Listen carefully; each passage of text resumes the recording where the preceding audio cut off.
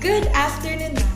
This is Celia Donitabor from Bachelor of Secondary Education, major in English. And this is my entry for my recitation. So before I proceed to my chosen topic, let me first define some of the related terms in our subject.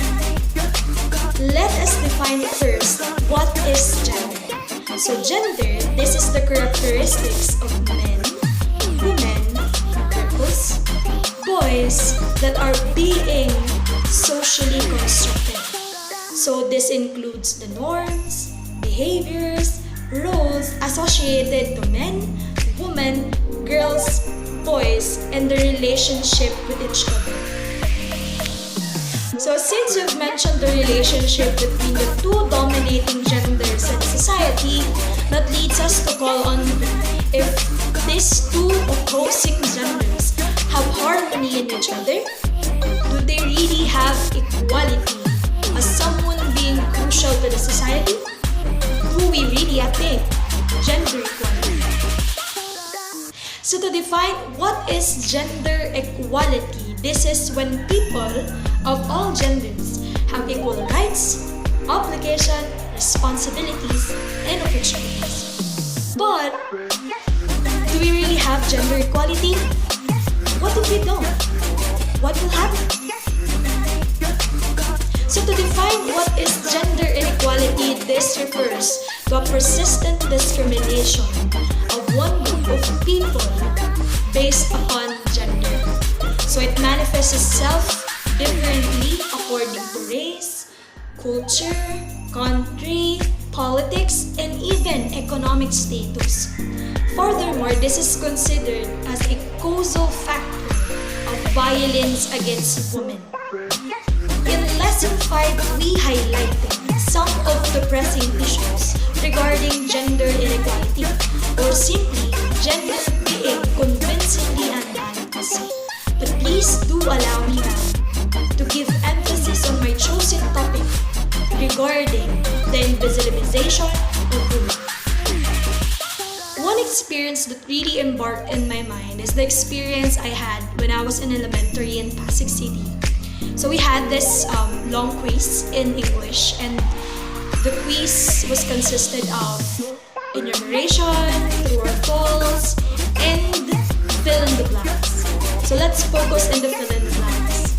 So we had this exam that we had to fill in the right pronoun, the appropriate pronoun to complete the thought of the sentence.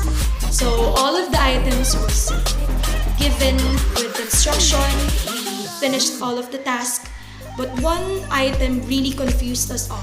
The class was really confused, and we asked our teacher of what is the correct pronoun that really suffice the sentence, the thought of the sentence. And the sentence goes like this: the baby is crying. Blank needs to drink a milk. So some of us wrote he in the blank, and some of us wrote she. Since we do not really know what's the gender of the baby, we were not uniformed in answers.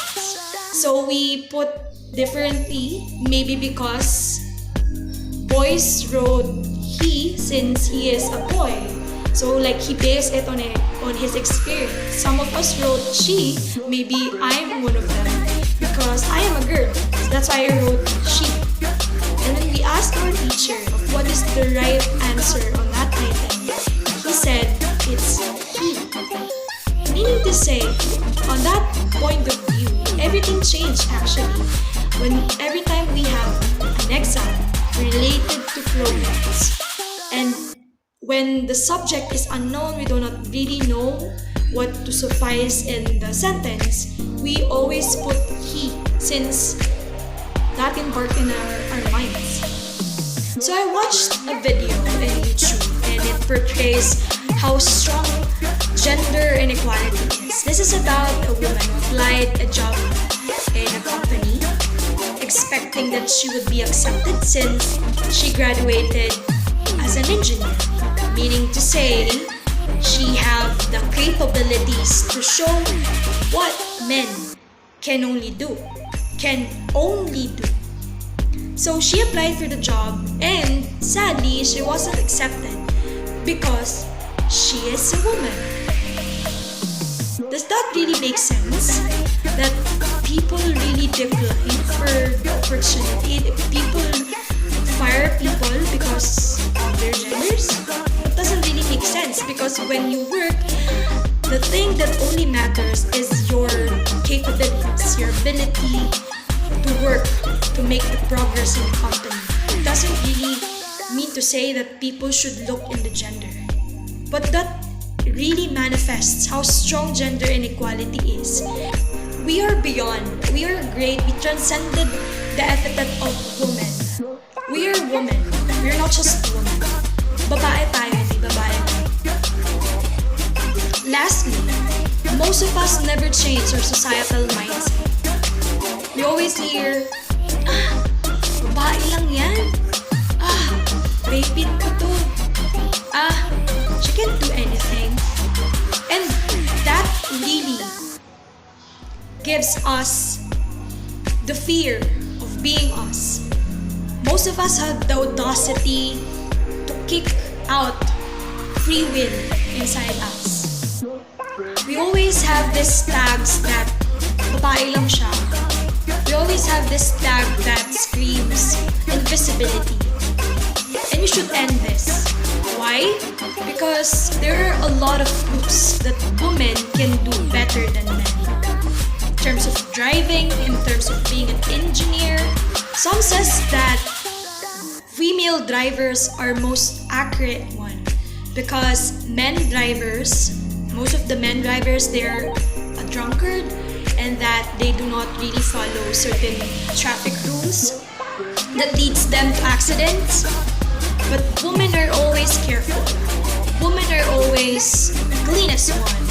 The one who do things in a manner that is better, way better than men. And to end this video, I would like to thank our mothers who gave birth to us. Who else can give birth aside from women, right? This is, a way better, way bigger than anything else in this world. This is more rewarding than being placed in a first place in school or being an epithet tag. That's why we deserve to. So to all the girls out there, kudos to you. Because you're better, you're bigger than what you've expected. And that don't let anything or anyone stops you. Okay? Kasi babae ka, hindi babae lang. Again, this is Aliyah Donita-Bor, ma'am, from Bachelor of Secondary Education, major in English. This is my presentation. Thank you.